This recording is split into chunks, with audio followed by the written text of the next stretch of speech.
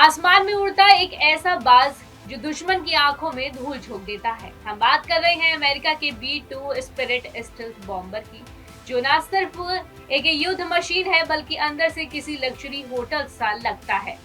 ये सब एक ही जेट में है, AC ओवन बेड, आसमान में 37 घंटे तक लगातार उड़ना, न सोना न रुकना, बस मिशन को अंजाम देना। अमेरिका का B-2 स्टेल्थ बॉम्बर और इसके पायलट कैसे करते हैं ये असंभव सा कारनामा? इन सभी सवालों का जवाब हम जानेंगे अपनी इस वीडियो में। तो चलिए चलते हैं इस खुफिया विमान की दुनिया में, जहां टेक्नोलॉजी और आराम का बेजोड़ मेल है। B-2 स्पिरिट बॉम्बर, जिसे मिस्टर इंडिया की तरह रडार से गायब होने की कला आती है, हाल ही में ईरान के खिलाफ 37 घंटे के एक मिशन के बाद सुर्खियों में आया। इस मिशन में इसने 3 न्यूक्लियर साइट्स पर बंकर बस्टर बम गिराए और बिना रुके अमेरिका वापस लौट आया। इस मिशन में 7 B-2 विमानों ने मिसौरी के व्हाइट मैन एयरफोर्स बेस से उड़ान भरी और 37 घंटे तक हवा में रहा। 37 घंटे के इस ऑपरेशन के बाद अमेरिकी राष्ट्रपति डोनाल्ड ट्रंप ने बॉम्बर के पायलटों की तारीफ की। नॉर्थरोप ग्रूमन कंपनी के इस विमान को अमेरिकी वायुसेना का रीढ़ कहा जाता है।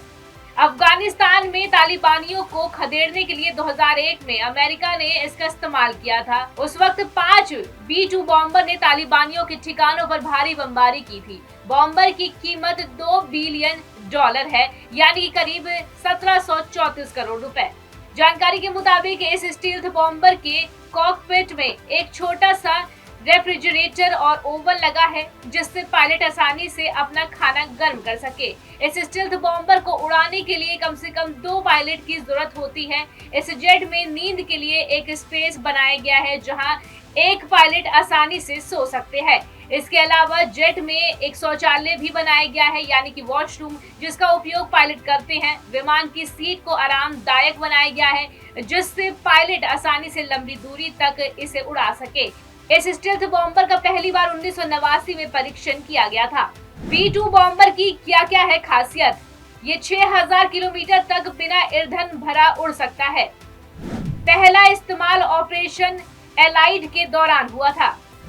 अफगानिस्तान में इसी विमान ने 2001 में तबाही मचाई थी।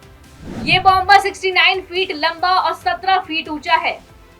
इस बॉम्बर का लड़ाकू छत 50,000 फीट है। पंखों का फैलाव 172 फीट है। इसका डिजाइन सिल्यूट और फ्लाइंग विंग विमान जैसा है। ये बॉम्बर रडार में भी गायब हो जाता है या काफी कम नजर आता है। वहीं इसके पावर प्लांट की बात की जाए तो इसमें 4 जनरल इलेक्ट्रिक F11-8GE100 टर्बोफैन लगा हुआ है।